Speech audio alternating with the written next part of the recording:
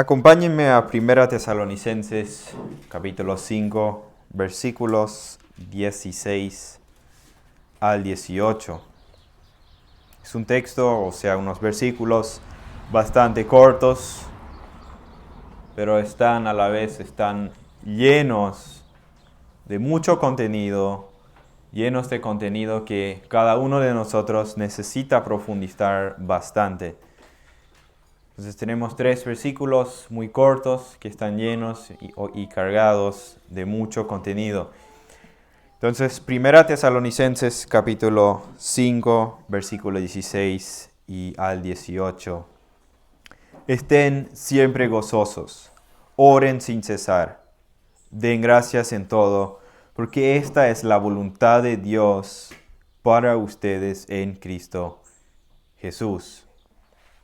Entonces tenemos en estos 3 versículos 3 mandatos que deben ser característica en la vida de cada creyente. Estén gozosos, orad sin cesar y dad gracias en todo. Y como que el apóstol Pablo quiere enfatizar la importancia de cada uno de estos 3 mandatos, entonces le agrega algo más. Y escuchen que dice, estén siempre gozosos, oren sin cesar y den gracias en todo. Entonces, siempre, sin cesar y en todo. Entonces tenemos 3 cualidades que el apóstol Pablo lleva a lo absoluto, o 3 mandatos absolutos o completos que Pablo nos da. Pero miren cómo lo que dice Pablo. Él eleva aún más estos 3 mandatos o las refuerza aún más al decir, porque esta es la voluntad de Dios para ustedes en Cristo Jesús. Entonces lo eleva a la máxima autoridad. Esta es la voluntad de Dios para ustedes en Cristo Jesús. Y esta frase, la última frase, se aplica a los 3 mandatos y no solo al último. Se aplica a los 3. Es la voluntad de Dios que estemos siempre gozosos. Es la voluntad de Dios que yo ore sin cesar, y tanto es la voluntad de Dios que yo dé gracias en todo. Entonces vamos a ver los versículos 17 y 18, pero quiero recordarles brevemente lo que hemos visto ya la semana pasada. El versículo 16. Estén siempre gozosos. El mandato ahí es de estar gozoso, siempre. ¿Cuándo? Siempre. Entonces no hay razón alguna para el creyente el no estar gozoso. No hay razón para el creyente el no estar gozosos. Y la frase se podría traducir como alégrense en todo momento. Es algo continuo o constante. Ahora, el gozo bíblico del cual estamos hablando es un mandato y por tanto desobedecer este mandato es desobedecer directamente a Dios. Ahora, ¿cómo es posible para el creyente el estar gozoso en todo el tiempo? Recuerden que el gozo bíblico viene de Dios. No tiene su origen o su fuente en circunstancias positivas. El gozo bíblico no viene de una respuesta emocional o de circunstancias favorables. Entonces, el impío no tiene ninguna razón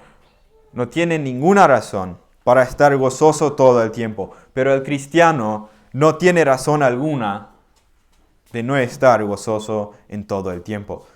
Somos dados muchas veces a perder el gozo. Pero la Biblia nos da incontables razones de que tú y yo, de que cada uno de nosotros deberíamos vivir en gozo. Y no voy a profundizar mucho en eso, pero sí quiero mencionar algunas de las razones por las cuales nosotros deberíamos estar gozosos todo el tiempo. Un motivo de gozo es una salvación eterna. Una salvación que Dios nos ha dado que no podemos perder. Sí, las aflicciones en estos tiempos o en nuestro tiempo que tenemos tal vez nos parecen muchas, pero no la podemos comparar con la gloria venidera que nos ha de ser revelada, o la salvación en Cristo. La obra del Espíritu Santo es motivo de gozo. Las bendiciones espirituales en Cristo, la palabra de Dios. Entonces hay tantos motivos de gozo en nuestra vida cristiana. Tenemos también la certeza de que por cada cosa o cada momento lo que pasamos, Dios obra para nuestro bien. Entonces hay incontables razones para estar gozoso y sobre todo es la voluntad de Dios. Es la voluntad de Dios que estemos gozosos en Él. Pablo escribe a los Corintios diciendo, por tanto, no desfallecemos. Antes bien, aunque nuestro hombre exterior va decayendo, sin embargo, nuestro hombre interior se renueva de día en día. Pues, y escuchen, pues esta aflicción leve y pasajera nos produce un eterno peso de gloria que sobrepasa toda comparación. Entonces, ¿cómo Pablo describe estas aflicciones? Pablo dice, estas aflicciones son leves y son pasajeras. Ahora, la pregunta es, ¿cómo puede Pablo mantener esta perspectiva? Y sigue en el versículo 18. Al no poner nuestra vista en las cosas que se ven, sino en las que no se ven. Porque las cosas que se ven son temporales, pero las que no se ven son eternas. Entonces, al no poner nuestra vista en las cosas que se ven, sino las que no se ven. Al estar perseguido, al estar en alta mar naufragando, al ser apedreado, Pablo se gozaba. No es que él sea masoquista o que a Pablo le gustaba sufrir físicamente. No, Pablo ponía su mirada no en las cosas pasajeras, sino en las eternas. Y así es con el gozo. Nuestro gozo no depende de las circunstancias, sino de lo eterno, en lo eterno. Nos gozamos en Dios, nos gozamos en la justicia de Dios, en su obra redentora. Y Pablo no nos recomienda a tener gozo. No nos da el gozo como una alternativa de algo, sino es un mandato. Y eso siempre, estén gozosos siempre.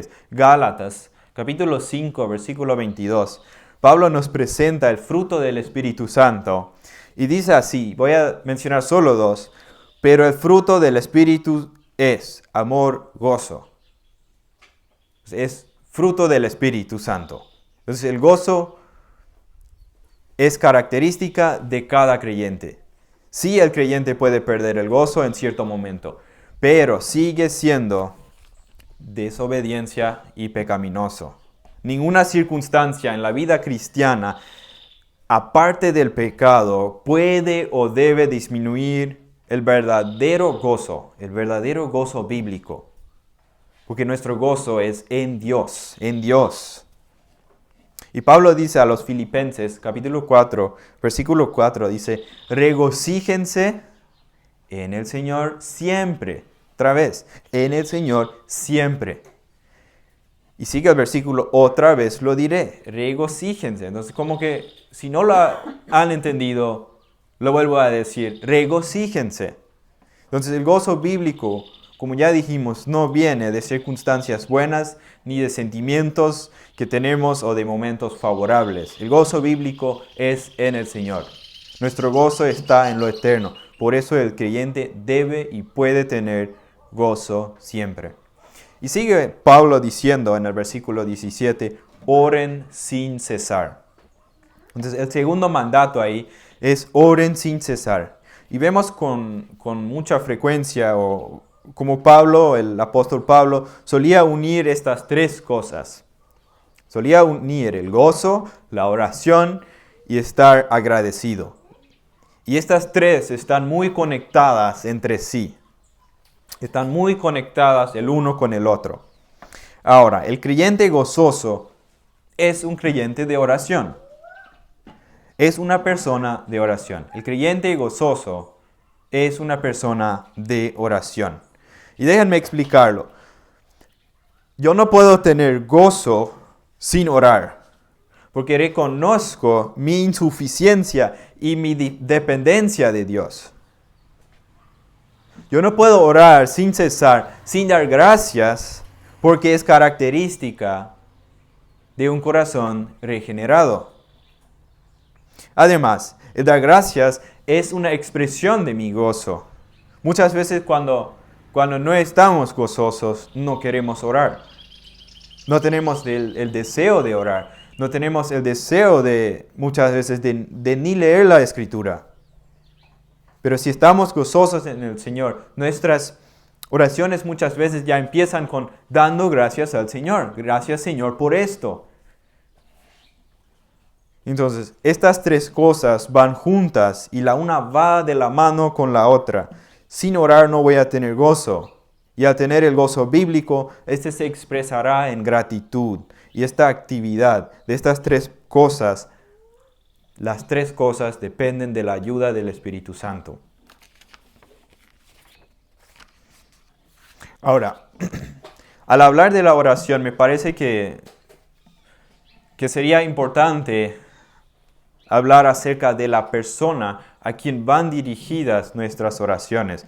Es importante conocer el carácter de Dios a la hora de hablar de la oración. Y ya van a ver por qué. ¿Qué hace que la oración cristiana sea diferente de todas las demás religiones que hay? Sabemos que en bastantes religiones las personas también están orando. Aunque hay un tipo de oración que solo es característica particular del cristiano. Sobre todas adoran otro Dios, oran al otro Dios. Todas las oraciones de las religiones paganas se caracterizan por prometerle a su Dios o darle a su Dios alguna ofrenda para manipular a su Dios y así pedirle que le conceda otra cosa. Lo mismo pasa con el Evangelio de prosperidad. Prometen dar a su Dios algo para que Dios le conceda otra cosa. Y esta es característica de las oraciones paganas. Se centran en su propia voluntad. Creen que ellos saben mejor qué cosas necesitan. Y así intentan convencer a su Dios de estas cosas. Pero no es así con la oración cristiana. Miren el modelo de Jesús que le dio a sus discípulos cuando le pidieron que le enseñara a orar. Y Él les dijo en Mateo 6, versículo 9 y 10. Padre nuestro que estás en los cielos, santificado sea tu nombre, venga tu reino, hágase tu voluntad, así en la tierra como en el cielo. Entonces, se trata de la voluntad de Dios, no de nuestra. Y cuando Jesús estaba en el huerto de Getsemaní, justo en medio de la angustia, antes de su muerte, en Mateo 26, dice lo siguiente. Él se apartaba un poco, se adelantaba de los discípulos, y dice en el versículo 26, y adelantándose un poco, cayó sobre su rostro, orando y diciendo, Padre mío, si es posible que pase de mí esta copa, pero no sea como yo quiero, sino como tú quieras. Y el texto nos dice que Jesús volvió a repetir 3 veces lo mismo. En 3 ocasiones Jesús repitió el deseo de su corazón, pero Él se sometió a la voluntad de Dios. Cristo entendió que la voluntad de Dios era buena y perfecta. Y en eso consiste la oración del creyente. La razón por la que podemos orar de esta manera es que entendemos todo lo que Dios ha revelado en su palabra, lo que Él es, cuál es su voluntad. De tal manera que si nosotros reconocemos que oramos directamente a nuestro Padre y sabemos que la voluntad de nuestro Padre es perfecta, es buena y es agradable. Entonces, de esta manera no vamos a querer pedir nada lo que está en nuestro corazón, sino vamos a querer y anhelar y pedir todo lo que está en el corazón de Dios. Porque conozco a mi Dios, conozco a mi Padre, y sé que su voluntad es perfecta, y sé lo que Él ha revelado en su palabra. Entonces recuerden que si oramos, estamos orando directamente a nuestro Padre. Él es nuestro Padre. Vayan conmigo a Mateo 6, capítulo 6.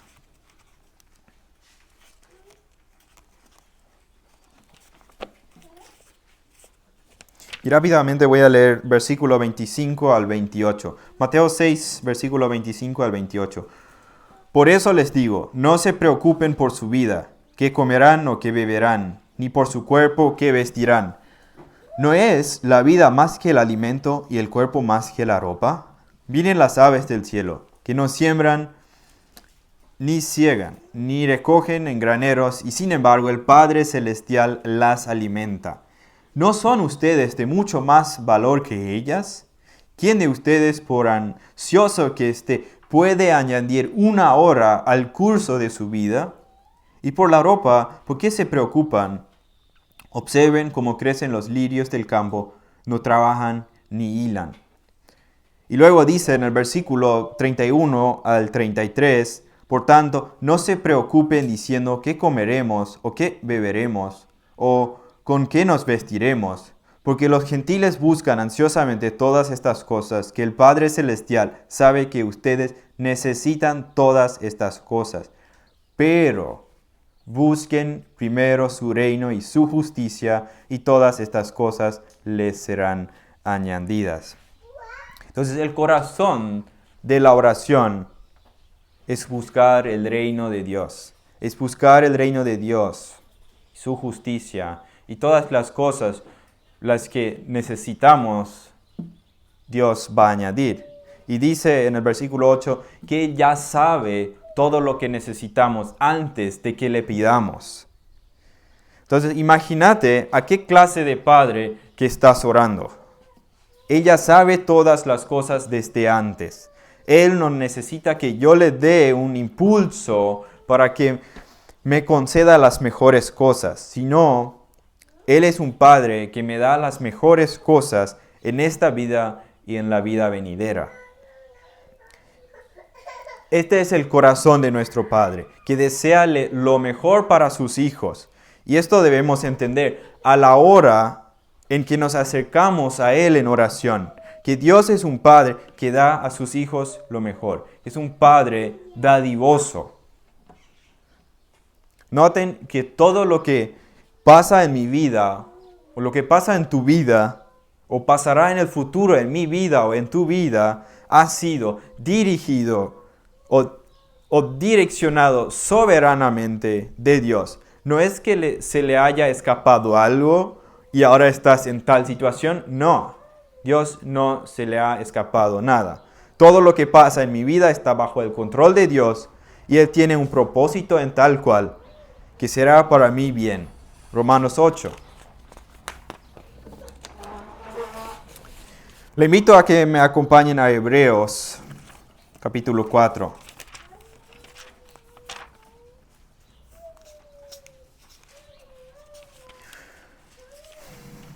Hebreos capítulo 4, versículo 14 al 16, dice algo muy interesante. Dice así: teniendo pues un gran sumo sacerdote que trascendió los cielos, Jesús, el Hijo de Dios, retengamos nuestra fe, porque no tenemos un sumo sacerdote que no pueda compadecerse de nuestras flaquezas, sino uno que ha sido tentado en todo como nosotros, pero sin pecado. Miren el versículo 16. Por tanto, acerquémonos confianza al trono de la gracia para que recibamos misericordia y hallemos gracia para la ayuda oportuna. Escuchen miren lo que dice Dios en su palabra revelada.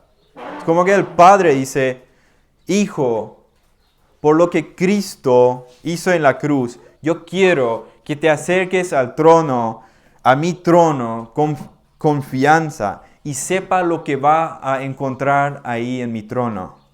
Misericordia y gracia para la ayuda oportuna.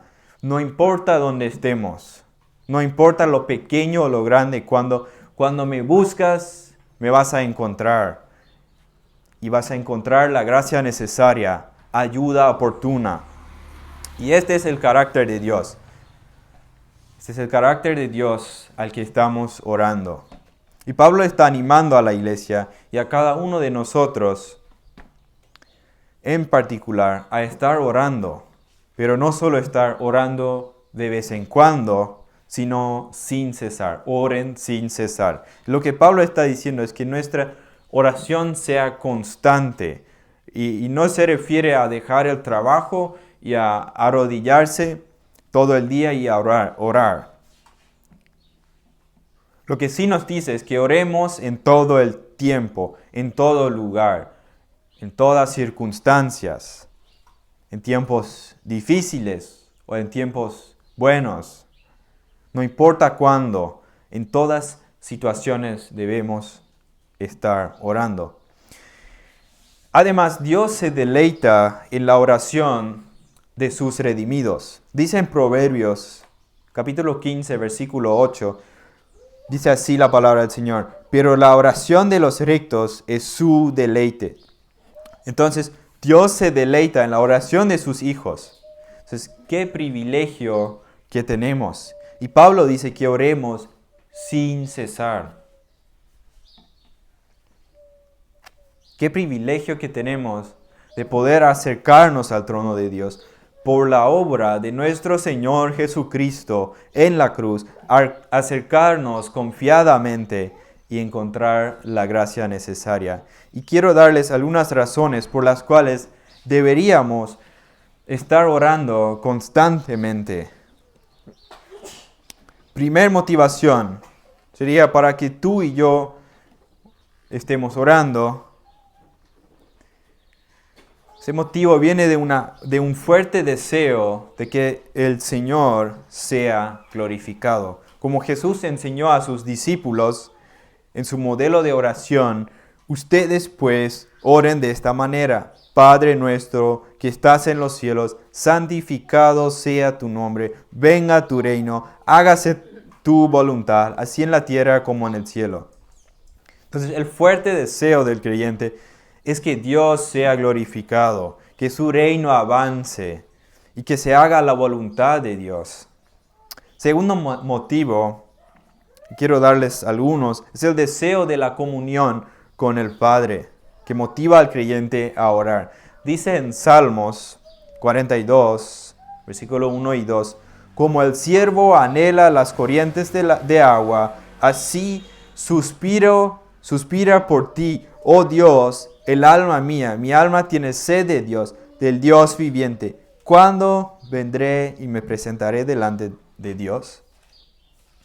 Entonces otro motivo es que el creyente quiera tener comunión con su Padre. Tercer motivo, para no caer en tentación.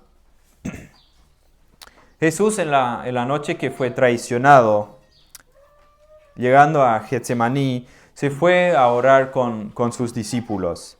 Y en un momento Él se apartó de ellos para orar. Y cuando Él se volvió a sus discípulos, ellos estaban durmiendo.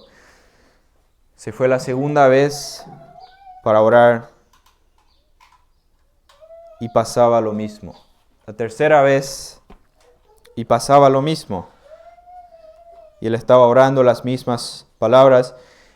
Y cuando Él volvió, nuevamente estaban durmiendo. Y ahí dice en el versículo 41, velen y oren para que no entren en tentación. Entonces, nosotros vivimos en un mundo caído. Vivimos en un mundo pecaminoso, rodeados con deseos de la carne. Y una de las razones de nosotros estar orando es para no entrar en tentación o para resistir la tentación. Los discípulos no velaron y tiempo después no resistieron la tentación. a través de la oración, Dios nos advierte, Dios nos anima, Dios nos levanta y nos fortalece. Cuarto motivo es calmar las ansiedades o preocupaciones. De hecho, el apóstol Pablo une la actividad de oración con la actividad de dar gracias y une estas dos con la paz de Dios. Filipenses capítulo 4, versículos 6 y 7 dice así: por nada estén afanosos. Y ahí dice nada, por nada, no hay razón alguna. Antes bien, en todo, mediante oración, lo mismo otra vez, la oración y súplica, oración, con acción de gracias, oración, sean dadas a conocer sus peticiones delante de Dios.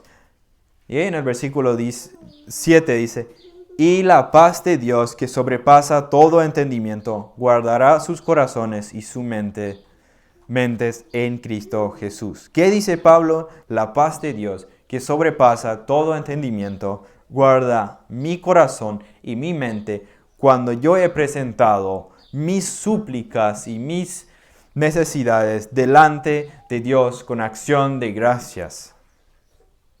Y otro motivo de la oración sin cesar que les quiero mostrar es el fuerte deseo del crecimiento espiritual de tu propia vida y de la vida de tus hermanos. Y vemos como Pablo se pone a orar por sus hermanos. Vayamos a Efesios capítulo 3.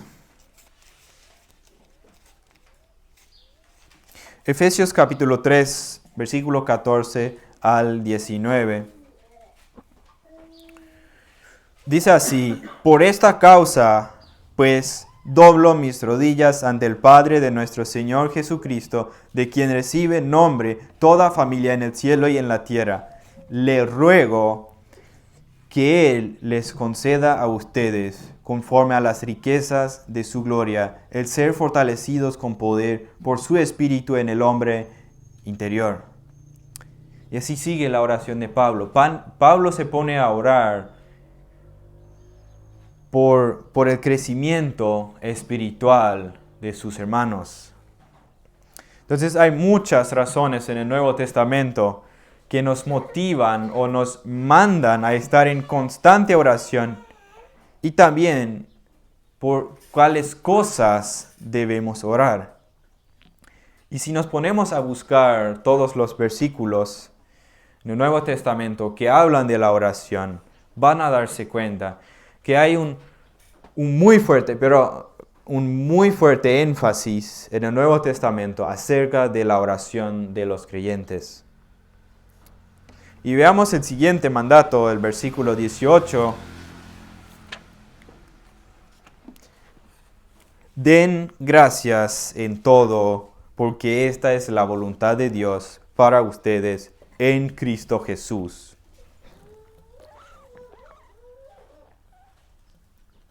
Entonces dice en todo. Se refiere a todo lo que ocurre en tu vida y en mi vida. No importa qué luchas o pruebas o dificultades ocurran en la vida del creyente, debemos dar gracias. El creyente no puede olvidar la naturaleza benevolente de Dios el Padre. Debe recordarlo en todo el tiempo. Y esa declaración corta que Pablo da no da lugar para excusas de ingratitud de un creyente. Cuando Dios regenera a un individuo, le da un corazón nuevo. Y este corazón nuevo anhela a obedecer los mandamientos de Dios. Dar gracias en todo, es un mandato. Y por eso el agradecimiento es parte o característica de la vida cristiana. Y la falta de agradecimiento desobedece a muchos textos bíblicos que llaman al creyente a una vida de gratitud. En Romanos 8, 28 vemos un principio muy importante y muy interesante, y dice Romanos 8, 28: y sabemos que para los que aman a Dios, todas las cosas cooperan para bien. Esto es, para los que son llamados conforme a su propósito. Es cuando tú reconoces el corazón de Dios, el carácter de Dios, y entiendes que aunque estés pasando por tiempos difíciles, Dios tiene un propósito en eso y lo hace para tu bien espiritual. Y eso, reconocer eso, nos lleva a rebosar o estar llenos de gratitud. Y realmente podemos descansar en los propósitos de Dios, porque todo lo hará para cooperar para el bien. Ahora, miren lo que dice el salmista acerca de nuestro Dios y Padre. Salmos 23, versículo 1 al 3. Dice así el salmista: El Señor es mi pastor, nada me faltará. En lugares de verdes pastos me hace descansar. Junto a aguas de reposo me conduce. Él restaura mi alma, me guía por senderos de justicia. Y ahí escuchen, por amor de su nombre. Entonces, Dios nos lleva por caminos, Dios nos lleva por senderos de justicia, y miren el por qué: por amor de su nombre. Hermanos, recuerdan que en nuestra salvación, Dios ha invertido su gloria. O sea, déjenme decirlo en otras palabras. Dios se glorifica en salvarnos. Y por amor de su nombre, Él va a guardar la salvación de cada uno de los creyentes o de sus redimidos, de sus amados. Somos su posesión, comprados con la sangre de Cristo. Entonces, no hay razón bíblica el ser desagradecidos. Esta es la voluntad de Dios. Y vuelvo a leer los versículos. Estén siempre gozosos, oren sin cesar, den gracias en todo, porque esta es la voluntad de Dios en Cristo, para ustedes en Cristo Jesús. Ahora, estos 3 mandatos no son posibles de cumplir sin la ayuda del Espíritu Santo. Tener gozo bíblico. No podemos sin la ayuda del Espíritu Santo. No podemos orar bíblicamente sin la ayuda del Espíritu Santo. Y no podemos dar gracias en todo sin la ayuda del Espíritu Santo. Entonces, como ven, somos débiles en nosotros mismos para cumplir estos mandatos que Dios ha revelado en su palabra, pero Él nos capacita a través del Espíritu Santo que mora en cada uno de los creyentes y nos capacita para que podamos hacer la voluntad de Dios. Ahora, ¿quién será el hombre dotado para escribir estos 3 versículos? Creo que no hay hombre más dotado que Pablo mismo. Obviamente fueron inspirados por el Espíritu Santo, pero Dios ha usado al apóstol Pablo para escribir esta porción de las Escrituras. Y de hecho, esto ha sido realidad en la vida de Pablo mismo. Y le invito a que me acompañen a 2 Corintios, capítulo 11.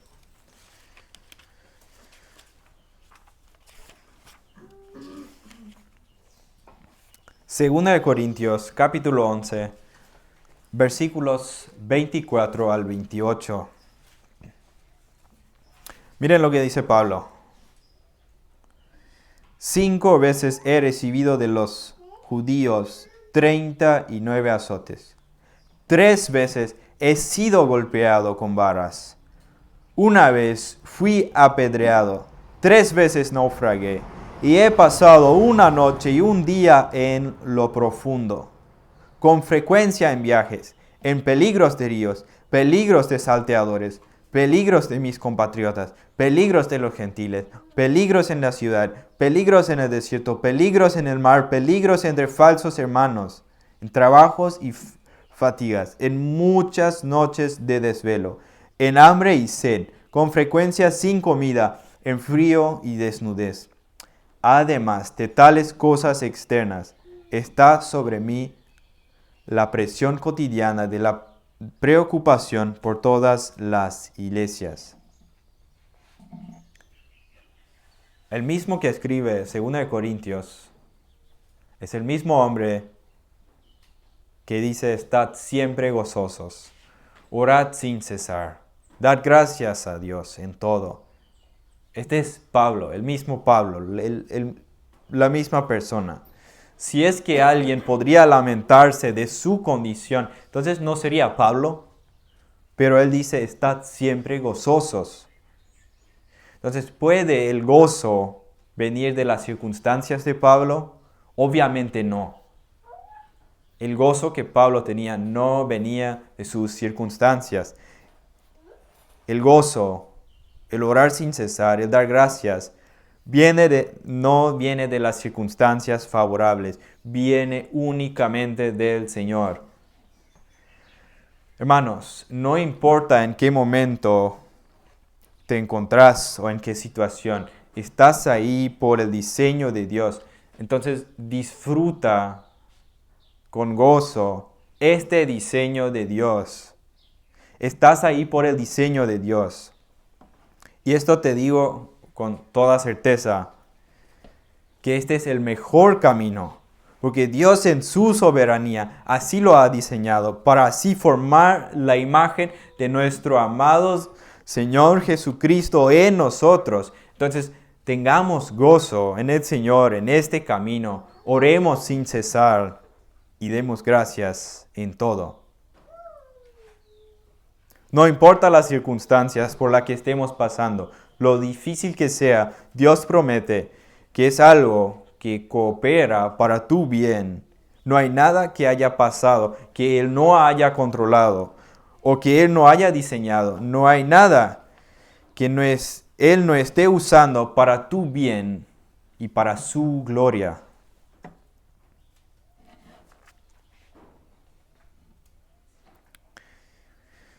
Y ahora, sin importar cuánto hablamos de la importancia de la oración, la pregunta es, y la hago a mí, a cada uno de nosotros, ¿la vemos como un deleite? ¿Vemos la oración como un deleite, una necesidad o un privilegio? Solemos preferir las redes sociales o televisión o cualquier otra forma de entretenimiento o actividades antes de orar. Hermanos, entendemos lo asombroso y maravilloso que es de poder acercarnos a Dios. En Cristo Jesús fuimos adoptados en la familia de Dios. Esto no es un motivo de gozo, de dar gracias en todo y estar en constante comunión con el Padre. Entonces, la oración es un estilo de vida para el cristiano. El Hijo desea tener comunión con su Padre. Dios es nuestro Padre y Él se deleita en la comunión con nosotros. Cuanto más nosotros, siendo rescatados por su unigénito Hijo en la cruz, deberíamos deleitarnos, gozarnos, alegrarnos en la comunión con nuestro Padre.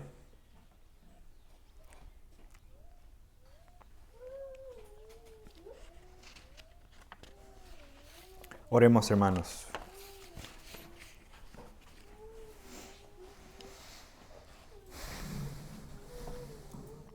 Señor,